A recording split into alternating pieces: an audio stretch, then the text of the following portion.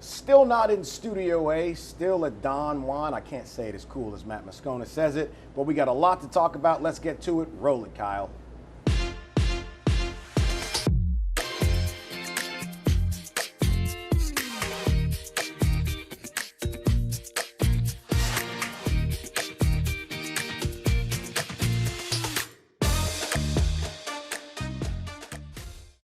Welcome back. The largest humidor in Louisiana is on the other side of this wall, but you're in the plush confines of Don Juan Cigar Bar, located right in the middle of the city of Baton Rouge.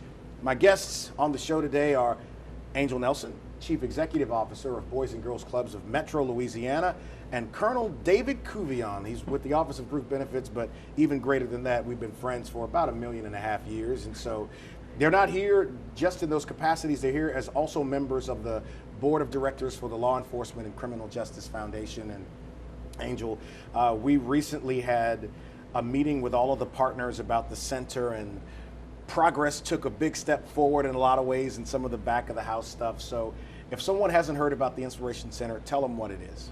The Inspiration Center is actually going to be a place where there's going to be generational change, where kids can come to a safe place to learn and grow, to get homework help, to have fun. There's going to be gaming arenas, there's going to be computer labs, there's going to be games room, there's going to be a cafeteria so they can have breakfast, lunch, and dinner during the summer programming, after school program. Right. I mean, I can go on and on, see how excited I am about it. But that's right. It's going to be really a great place for kids to when they say they have a dream, they know there's going to be great staff there to really give them the resources and the support to show them that they can reach their goal whenever they put forth the effort. So the planned location is Howell Park here in the middle of the city. Yep. And for people who have not engaged with Boys and Girls Clubs, tell us a little bit about your operation, because you guys are going to be the anchor tenant operating the entire facility and the programming that takes place there.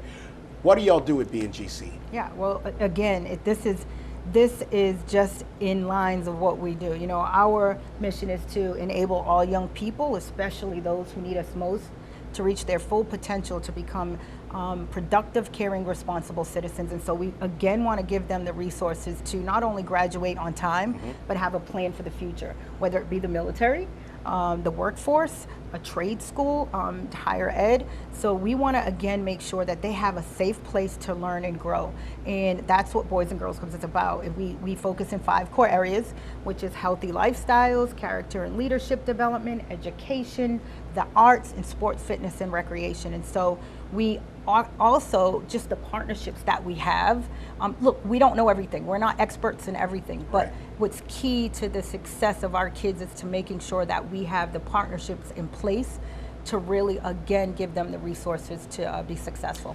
You know, Colonel, we've talked a lot over the years about smart investment in the community, not just throwing money at problems, but actually really having a plan. Give me your thoughts on why we need to invest in young people, younger people at an earlier age to keep them from being on the wrong side of the line. Mostly getting to them early is because they don't have anybody giving them information early. Right. And when you don't have that, you have a wide open spectrum that they can focus on. They're either focusing on this, they're focusing on somebody else, or they're watching somebody on the street corner doing something. And whether they or not they're getting positive influence from that is something you can't control. Right. With the opportunity that we have here, we can provide specific information that can help them grow, not tell them what to do, but to help them grow and learn how to make their own decisions based on their own feelings and what they know, what's the difference between right and wrong, and the opportunities that are available to them. We give them hope at the beginning instead of trying to hope that they have it at the end. Why do you think there has been so little investment in what you just talked about? Because it hasn't always been the discussion. Because it's hard.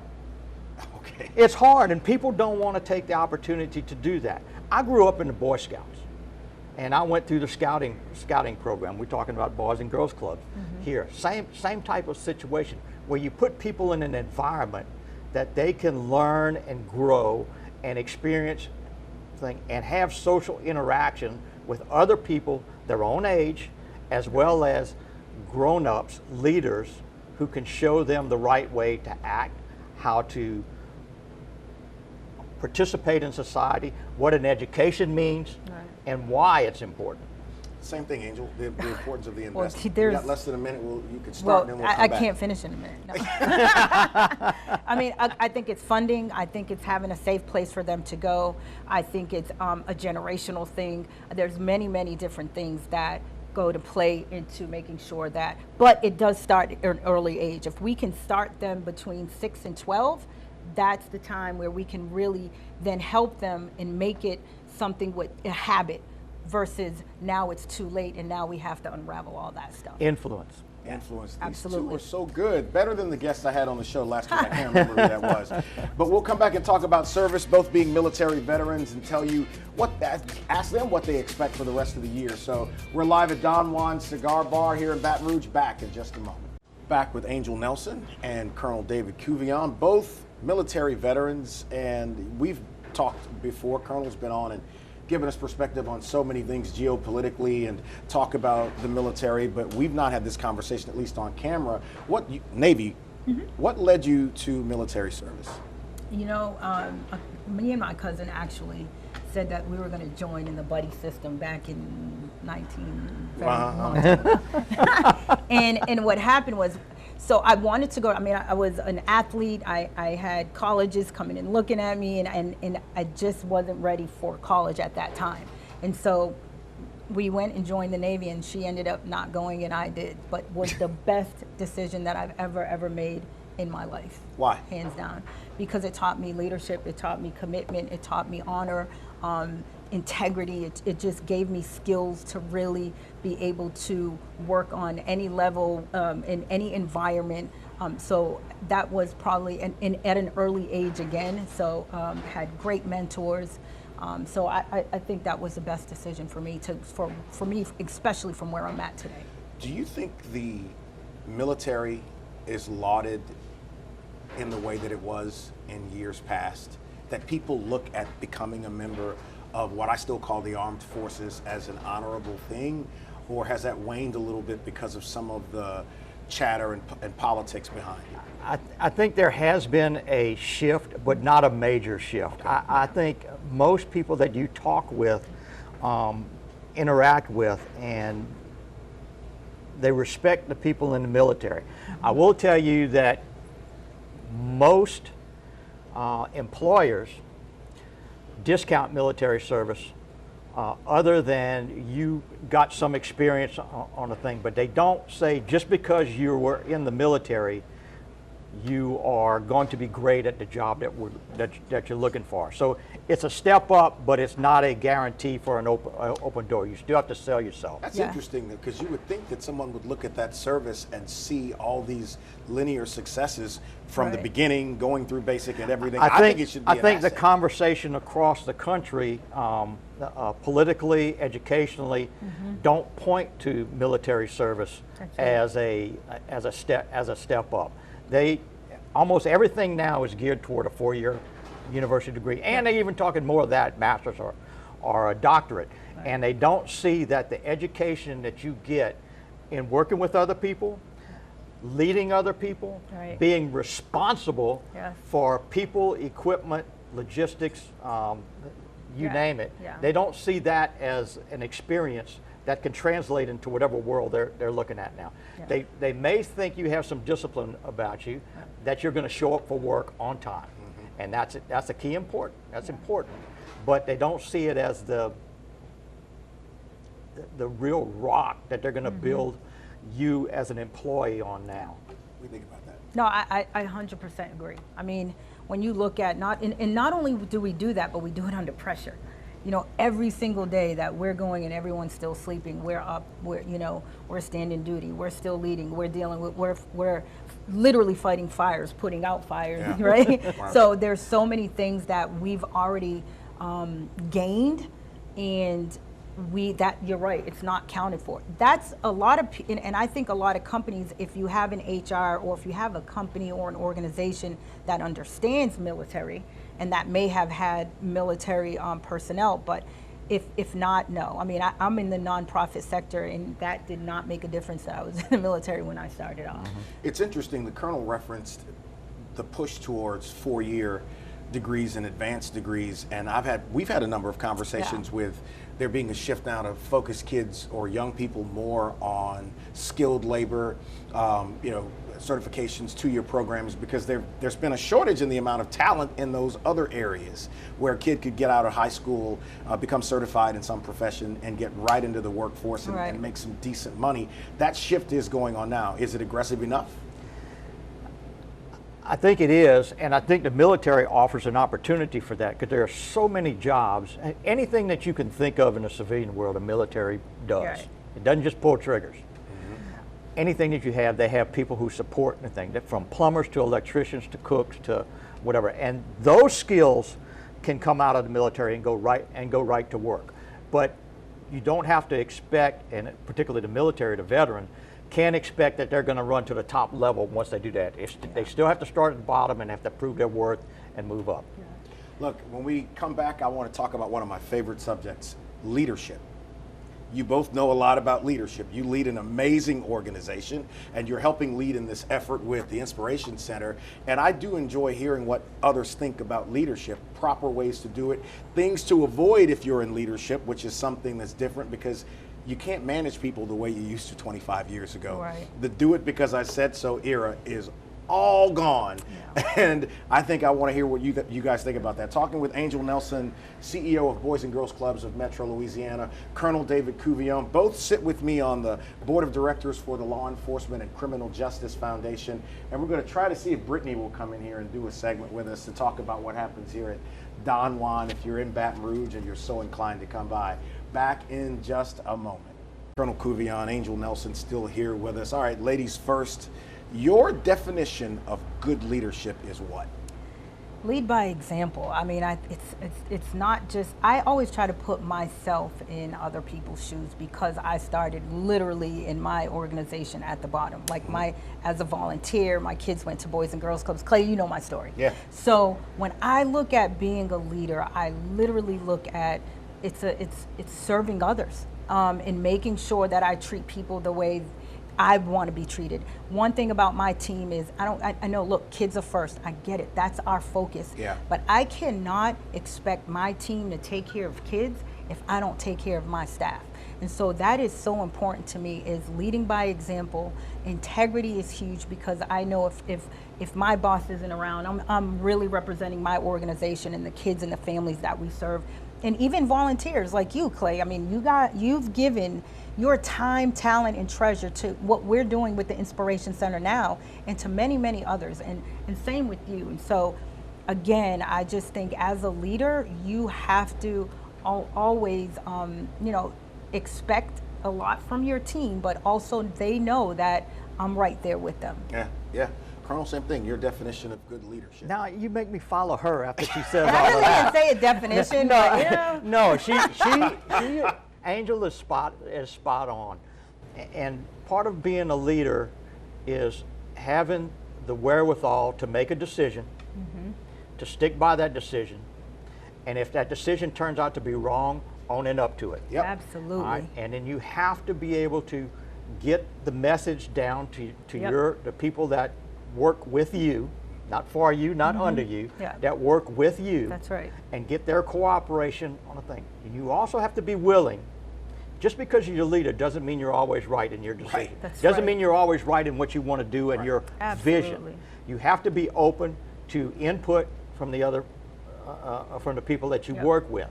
And just because they do something different doesn't mean it's wrong. Right. That's right. It just means it's different. Right. And you as a leader have to be willing to allow them the leeway to do it their way. Empowerment, Empowerment. And you have to be able to watch them and make sure they don't run off the cliff. That's right. Either with the budget or are they going the wrong direction ethically or whatever the case may be. You have to be able to rein them back, in. Being a leader requires you to have the fortitude to make a decision, stick with it, and to allow other people to do their job to the best of their ability. You know, one of the things that I demand, to your point, is be informed about what we're dealing with. Take the time to know if it's a client matter, know as much as you can about them. If it's a service we're providing, know as much as you can. I don't think no. And the reason I want that is because I want to be challenged on an idea. If I said, look, let's take this plan of action to deal with whatever the issue is. I want you to be able to tell me you agree, because it kind of goes along with what you think and what we have. And if you don't agree, you can say, well, no, how about we try this? And I'm open to that. That's right. But again, if you're the only one in the room with ideas, not all of them are going to be right. It's impossible. Right. Right? So what are your thoughts on encouraging that? How do you most effectively encourage that? Not negativity, but different spins on solutions or outcomes. How do you encourage that? Well, a lot of times when my team comes to me and asks, hey, Angel, this is what's going on, what should we do? Immediately, I want them to give me the solution. Sure. So I ask them, well, what do you think is the right thing? Because, and I want them to make the decision, because again, I want them to feel empowered. I want them to feel like I hired them for a reason. I don't want to be the smartest person in the room. If I have a COO, then that's what I want someone to bring in a different perspective with everything, because that's important, and that's where we will take off. But if I am the one that has all the answers, then I'm leading the wrong way. So about a minute and a half, let's talk about setting environment. Setting an environment where you can be constructive and productive. How do you set the environment? Culture, yeah. I look at it, set the example, like you said, ask questions, get them to buy into what the culture is in your organization. And I expect things from them. I expect loyalty. Yep. I also am loyal to them. Yep. Loyalty goes both ways, Yep. up and down. That's right. And I set that thing, and I'm always open to their ideas and their questions. Absolutely. And try to give them the opportunity to put them in play. We have a development strategy. It's called Buick. Okay. Belonging, usefulness, influence, and competence. And I want to make sure that everyone feels like they have a belonging, they're useful, they have the influence, and they're competent. And so that's part of what we use, not just for the kids, but for the staff as well. So I think that's one of the reasons why your organization has such a legendary reputation, is because of the culture. And as Colonel said, you want to encourage it, and there's nothing worse than being in a toxic environment. oh my gosh. It just saps you, and it steals your ability to want to be creative. Listen, thank you to both of you guys for being on the show and talking about leadership. You're both great leaders, and it pains me to compliment them. You are too, though.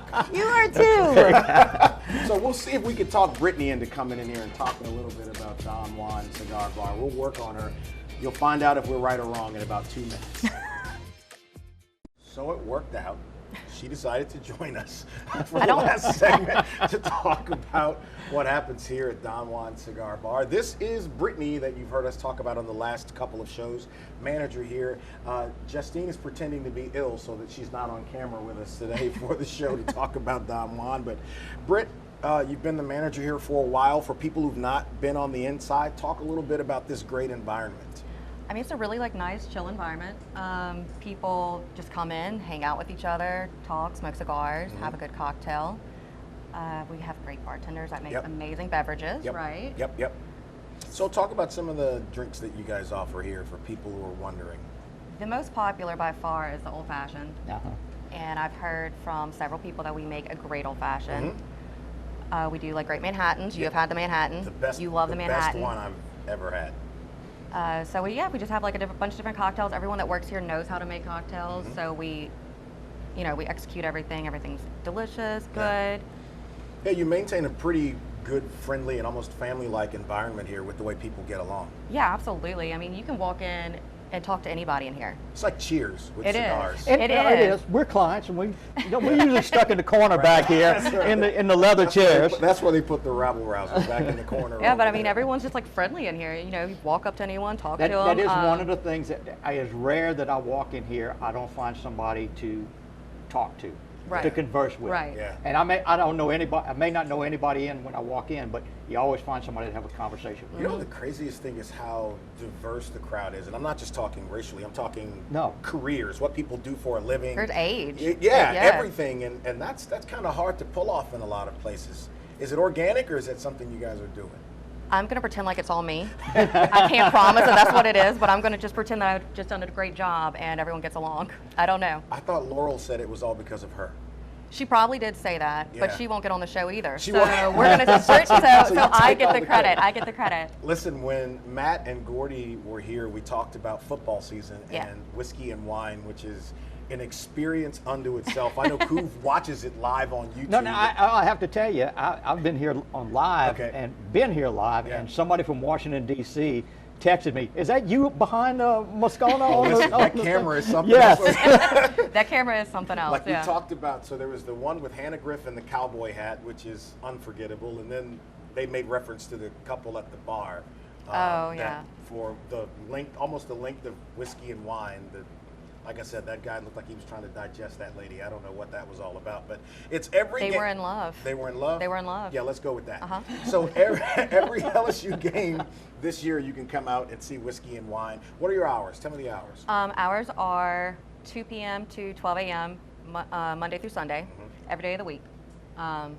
Yeah. If we do happen to have an early game, Yeah. we will open up early to accommodate for that. What's your favorite thing about coming here? Oh God, I just love talking to people and having a conversation. I can, particularly now, I can sit in air conditioning and have a cigar. That's I true. can That's sit on true. my It's a good patio selling and point. It's a good sweat. selling point. How long has Don Juan Cigar Bar been open? Almost 6 years, I believe. Yeah. Almost 6 years, yeah. Yeah, you know, you guys have become really the traditional location here. Churchill's moved some time ago, and it's a whole different thing. So you guys are the longest standing one here. And as I always tell people, the largest humidor in the entire state is next door. So you could shop for cigars and then come over here and enjoy yourself as well. Yeah. Right? So big thoughts about football season, excited about it, the crowd and everything? We love football season. We love Yeah? football season. NFL days are great. Whiskey and Wine is amazing. It's a whole different environment here whenever they do Whiskey and Wine. Yeah. It's interesting. And then It's there's interesting. T-Bob. T-Bob, And you T-Bob, could yes. You could charge for people to come in here and watch T-Bob, both That's before true. the game That's true. ends, and then him screaming after the game is over. He came in for the LSU baseball championship game. Yeah, I was here. It got wild. It got He, wild. Very he was, wild. he was Listen. But I want to point out I got something. 5 seconds. Oh. Not enough time. We appreciate Don Juan hosting us for the past couple of weeks. Don Juan Cigar Bar here, retail next door. Get your cigars. Come enjoy the environment. See you next week.